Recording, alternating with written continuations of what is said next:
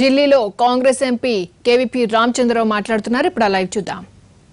సమ్మరీలో కానీ రికమెండేషన్లో కానీ ఏదైనా సమ్మరీలో కానీ 14th ఫైనాన్స్ కమిషన్ రికమెండేషన్స్లో కానీ ఎక్కడైనా స్పెషల్ కేటగిరీ స్టేటస్ ఆంధ్రప్రదేశ్కి కానీ ఏ స్టేట్కి కానీ ఇవ్వద్దని చెప్పారా అని అంటే దానికి సమాధానం చెప్పలేక వారు ఏవేవో నీళ్లు నములుకుంటూ ఏవేవో సమాధానాలు చెప్పారు. కానీ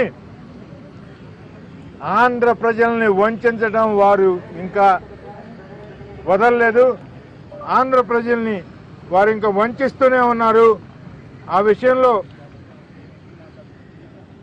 సాక్షాత్తు శ్రీ వెంకటేశ్వర స్వామి సాక్షి.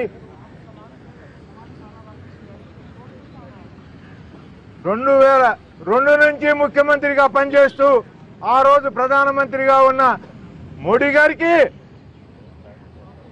స్పెషల్ కేటగిరీ స్టేటస్ అంటే ఏమిటో తెలియదా? ఆయన ఎప్పుడూ అంతకుముందు నేషనల్ డెవలప్మెంట్ కౌన్సిల్ మీటింగ్స్కి హాజరు కాలేదా?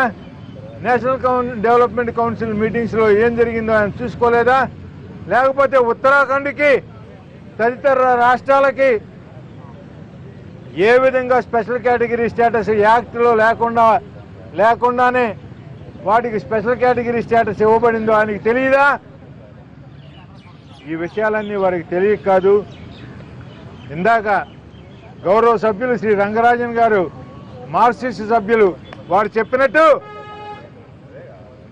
ఆయన దేవుణ్ణి నమ్మని మార్క్సిస్ట్ పార్టీ వాడైనా కానీ దేవుణ్ణి నమ్మే సిద్ధాంతానికి చెందిన నరేంద్ర మోడీ గారు వెంకటాచలపతి సాక్షిగా పద్మావతి పాత పద్మాల సాక్షిగా ఆంధ్రప్రదేశ్ ప్రజలకు అబద్ధాలు చెప్పడం, ఆంధ్రప్రదేశ్ ప్రజలను మోసం చేయటం, ఒక భగవంతుని నమ్మే మనిషిగా మోడీకి ఇది తగదు అని వారు ఇందాక సభాముఖంగా చెప్పారు.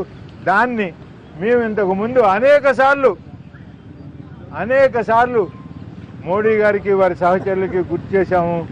మీరు ఎవరినైనా మోసం చేసి బయటపడగలరు, కానీ వెంకన్నని మోసం చేసి మటుకు ఎవ్వరు బయటపడరు. రేపు 2019లోనే ఇవి శాపనార్థాలు కాదు, తిట్లు కాదు, ఇవి 2019లోనే వారు దానికి ఫలితం అనుభవించబోతున్నారు.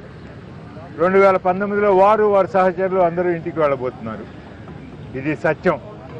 దాంట్లోనే కాకుండా పోలవరం నేషనల్ ప్రాజెక్టు విషయంలో 53,000 కోట్ల రూపాయలు అయ్యే ఈ ప్రాజెక్టుకి ఇప్పుడు కొత్తగా జరిగిన అంచనాల ప్రకారం, కొత్తగా జరిగిన ఎస్టిమేట్స్ ప్రకారం 58,000 కోట్ల రూపాయలు అయింది. ఇప్పటికి వారు సగర్వంగా చెప్పుకుంది 6,500 కోట్ల రూపాయలు ఇచ్చామని చెప్పి సగర్వంగా చెప్పుకోగలిగారు. ఇప్పటికి 6,500 కోట్లు ఇచ్చామన్నారు. 58,000 కోట్ల రూపాయలు కావాల్సిన ప్రాజెక్టు. దీన్ని 2019 మే జూన్ కల్లా పూర్తి చేస్తామంటారు. ఇది సత్యంగా ఉన్న విషయమేనా? ఇది నిజంగా జరుగుతుందా? ఇది జరగడానికి అవకాశం ఉందా? ఈ 11 నెలల్లో, ఈ 10 నెలల్లో, 11 నెలల్లో 52,000 కోట్ల రూపాయలు వీళ్ళు 51,500 కోట్లు ఖర్చు పెట్టగలరా? ఎలా ఖర్చు పెడతారు అనేది వారే చెప్పాలి. రిసోర్స్ గ్యాప్ విషయంలో కూడా ఎంత రిపీటెడ్గా అడిగినా వారు ఏ విధంగానూ సరైన సమాధానం చెప్పలేక మొహం చాటేసుకొని దానికి ఏయో సమాధానాలు చెప్పి వెళ్ళిపోయారు. అట్లాగే రాజధాని నిర్మాణం విషయంలో కూడా వారిచ్చిన ఫండ్స్ ఏ మాత్రము రాష్ట్రానికి తగిన విధంగా కానీ, ఈ రాష్ట్రానికి క్యాపిటల్ నిర్మించుకోవడానికి తగిన విధంగా కానీ లేవు అని నిస్సంకోచంగా చెప్పొచ్చు.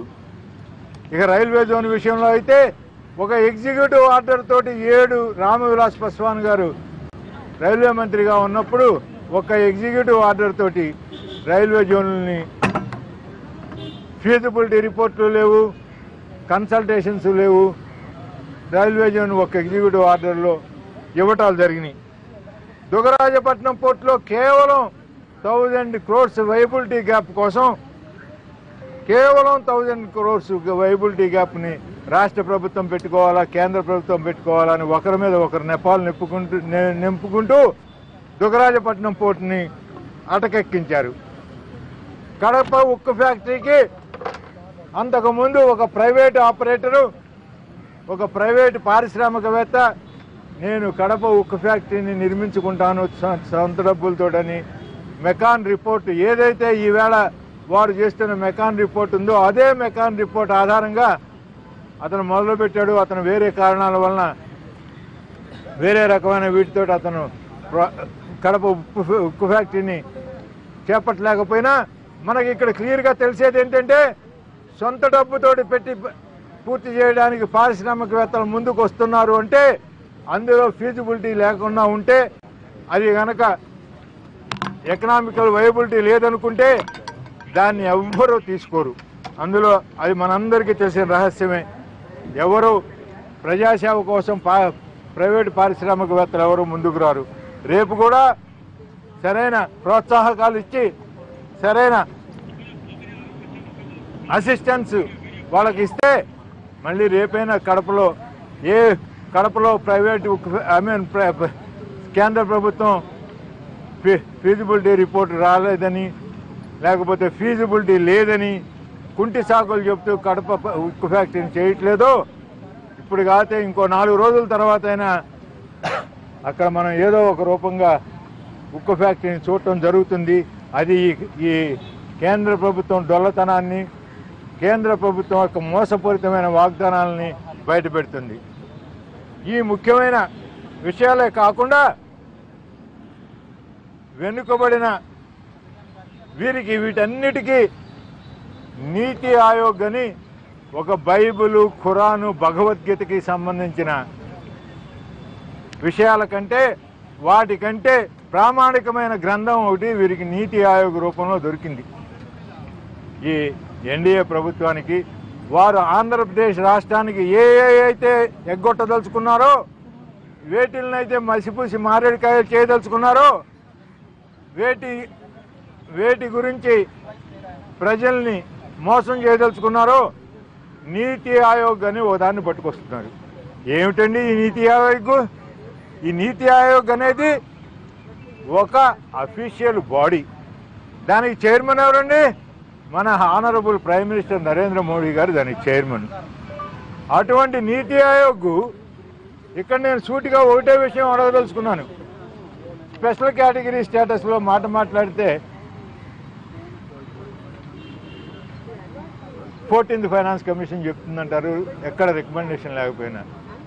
దుగరాజపట్నం పోర్టు విషయంలో కానీ, రాజధాని విషయంలో కానీ, కడప స్టీల్ ఫ్యాక్టరీ విషయంలో కానీ, మిగతా పోలవరం ప్రాజెక్టుని రాష్ట్రానికి అప్పగించడంలో కానీ అన్ని నీతి ఆయోగ్ చెప్పిందంటారు. నీతి ఆయోగ్ అనేది పార్లమెంటు చేసిన చట్టానికి అతీతమైనదా? పార్లమెంటు చేసిన చట్టాన్ని అది తిరస్కరించగలదా? పార్లమెంటు చేసిన చట్టానికి వ్యతిరేకంగా అది రికమెండేషన్ చేయగలదా? ఆర్డర్ ఇవ్వగలదా? అది ఆర్డర్ ఇచ్చిందంటున్నారు. ఆ ఆర్డర్ని కేంద్ర ప్రభుత్వం, పార్లమెంటు గత్యంతరం లేక విధిగా పాటించాలా? ఏమిటండి ఈ నీతి ఆయోగ్? ఈ నీతి ఆయోగ్ని అడ్డం పెట్టుకొని మోడీ గారు గవర్నమెంట్ చేస్తున్న మోసాలు, ఇవన్నిటికీ ప్రజలు అతి త్వరలోనే సమాప్తి చెప్పనున్నారు. ఇవే కాకుండా, ఈ ముఖ్యమైన విషయాలే కాకుండా మనకి ఇంకా వెనుకబడిన ప్రాంతాల అభివృద్ధి నిధుల విషయంలో కానీ, కాకినాడలో గ్రీన్ఫీల్డ్ పెట్రోకెమికల్ కాంప్లెక్స్ విషయంలో కానీ, వైజాగ్ చెన్నై ఇండస్ట్రియల్ కారిడార్ విషయంలో కానీ, ఉన్నత విద్యా సంస్థలు ఏర్పాటు చేసి వాటికి తగినన్ని నిధులు విడుదల చేయడంలో కానీ కేంద్రం చాలా బాధ్యతారాహిత్యంగా తప్పుగా వ్యవహరిస్తూ ఉంది. ఒక్క విషయాన్ని గురించి కూడా వీరు సీరియస్గా పట్టించుకోవట్లేదు. ఈ విషయంలో కేంద్రం చేసిన పాపాలకి, కేంద్రం చేసిన అన్యాయానికి రాష్ట్ర ప్రభుత్వం కూడా వారితోటి 4 ఏళ్లు సహజీవనం చేసిన రాష్ట్ర ప్రభుత్వం కూడా కేంద్ర ప్రభుత్వంతో పాటు సమానమైన బాధ్యత వహించి ఆంధ్ర రాష్ట్ర ప్రజలకి సమాధానం చెప్పుకోవాల్సి ఉంటుంది. ఎప్పుడైతే మోడీ అనే ఓడ మునిగిపోబోతుంది అని అర్థమైందో, మోడీ గారు 2019లో ఓడిపోబోతుందని గ్రహించారో, చంద్రబాబు నాయుడు గారు ఆయనకున్న రాజకీయ చతురతనంతా ఉపయోగించి ఒక్కసారిగా ఇది నాకు ఏ విధమైన సంబంధం లేదు, 4 ఏళ్ళు ఇద్దరు కలిసి ఒకరి భుజాల మీద ఒకరెక్కి ఒకరినొకరు సన్మానాలు చేసుకొని ఒకరినొకరు పొగుడుకొని ఈవేళ మాకేమీ సంబంధం లేదు అని చేతులు దులిపేసుకొని పోతామంటే రాష్ట్ర ప్రజలంత విజ్ఞత లేనివారు అని వారిని అట్లా నమ్మించగలమనే ఉద్దేశం వారికి ఉంటే అది ఆంధ్ర ప్రజల దురదృష్టమని చెప్పవలసి వస్తుంది. ప్రత్యేక హోదా లేదని చెప్పి రాజ్యసభలో తేల్చేసింది కేంద్రం. గత 4 ఏళ్ళుగా కూడా చెప్తూనే ఉంది. సో ఇక కాంగ్రెస్ పార్టీగా ప్రజలకు ఏం చెప్పాలనుకుంటున్నారు? కాంగ్రెస్ పార్టీ ప్రత్యేక హోదా కోసం పార్టీ బూత్ లెవెల్ కార్యకర్త నుంచి వర్కింగ్ కమిటీ నుంచి ఆ రోజు ఉన్న కాంగ్రెస్ ప్రెసిడెంట్ సోనియా గాంధీ గారి దగ్గర నుంచి ఈనాడు కాంగ్రెస్ ప్రెసిడెంట్ రాహుల్ గాంధీ గారి వరకు ప్రతి ఒక్కరూ చిత్తశుద్ధితోటి ఒకటే మాట మీద ఆంధ్రప్రదేశ్ రాష్ట్రానికి యూపీఏ గవర్నమెంట్ మన్మోహన్ సింగ్ గారి రూపంలో 20 ఫిబ్రవరి 2014 రాజ్యసభలో ఇచ్చిన హామీ మేరకు యూపీఏ ప్రభుత్వం మళ్ళీ అధికారంలో రాగానే, యూపీఏ తోటి ప్రమేయం ఉన్న ప్రభుత్వం ఏదైనా సరే అధికారంలోకి రాగానే ప్రత్యేక కేటగిరీ స్టేటస్ని ఇంప్లిమెంట్ చేస్తామని ఖచ్చితంగా చెప్పడం జరిగింది.